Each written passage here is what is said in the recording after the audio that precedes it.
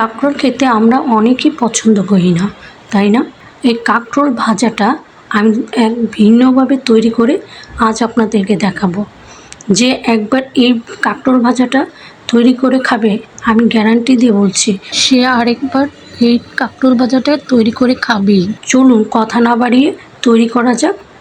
আসসালামু আলাইকুম, welcome to sweet and Savary চ্যানেলে।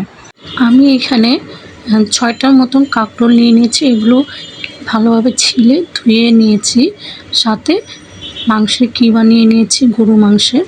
এখন আমি এই কাঁকরোলগুলো মাছ বরাবর কেটে নেব। একটু সাবধানে কাটতে হবে, কারণ কাঁকরোল এমনিতে অনেক শক্ত। তারপরে এগুলো আমি বিচি বের করে নেব।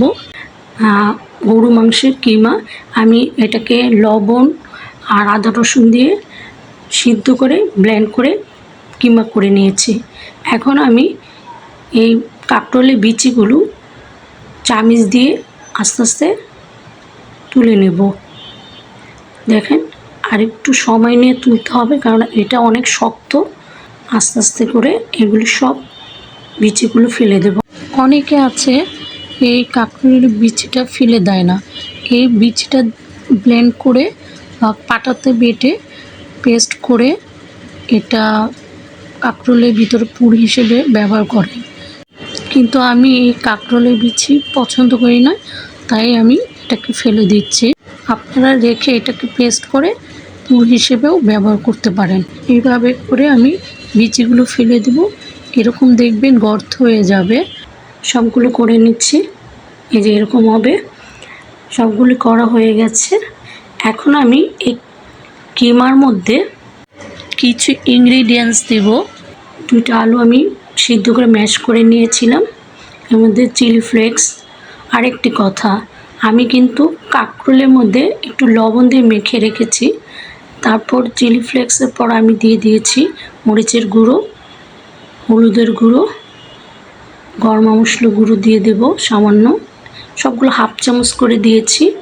গরম মশলা গুঁড়ো দেওয়ার পর আমি এখানে দিয়ে দেব পেঁয়াজ বেরেস্তা। অবশ্যই এটার মধ্যে পেঁয়াজ বেরেস্তাটা দেওয়ার চেষ্টা করবেন, তাহলে খেতে অসম্ভব মজা লাগে। তারপর দিয়ে দিব একটু ঘি, এটাও দিবেন। এটাও দিলে একটা কাবাবের ফ্লেভার পাওয়া যায়। তারপরে স্বাদ মতো লবণ দিয়ে দিলাম, দিয়ে আর 1 চামচ টমেটো সস দিয়ে দিয়েছি। দিয়ে এটাকে ভালোভাবে মাখিয়ে নেব। ভালোভাবে মেখে নিচ্ছি। আমার ওই আগের বাটিটা একটু ছোটো বলে আমি একটু চেঞ্জ করে নিয়েছি বাটি। এখন আমি এর মধ্যে দিয়ে দেব কর্নফ্লাওয়ার। কর্নফ্লাওয়ার দিয়ে ভালোভাবে মেখে নিচ্ছি। এখন এই পুরটাকে আমি কাঁকরোলের মাঝখানে দিয়ে দেব।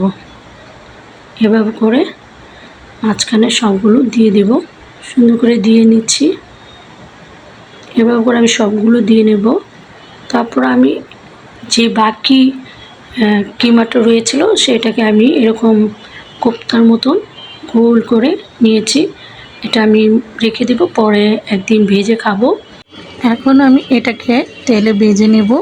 আর চুলা আঁচটা অবশ্যই মিডিয়াম টু লো রাখবেন, কারণ বেশি চুলা বাড়ানো থাকলে এটা কালার চলে আসবে আর ভিতরে কাঁচা থাকবে। তাই মিডিয়াম আছে এটা আস্তে আস্তে ভাজতে হবে। সুন্দর করে এপিট উপিট ভেজে নেব।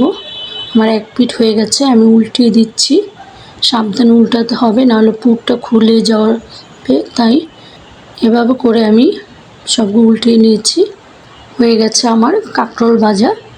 এটা বিফ দিয়ে বা চিকেন দিয়ে যে কোনো কিছু দিয়ে তৈরি করতে পারেন।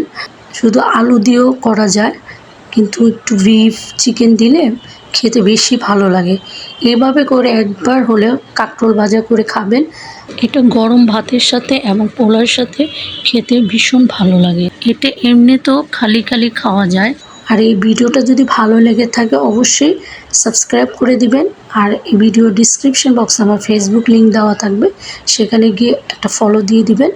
অবশ্যই বানিয়ে খাবেন আর আমাকে কমেন্টস করে জানাবেন কেমন হয়েছে। আজ এই পর্যন্ত। সবাই ভালো থাকেন, সুস্থ থাকেন। আল্লাহ হাফেজ।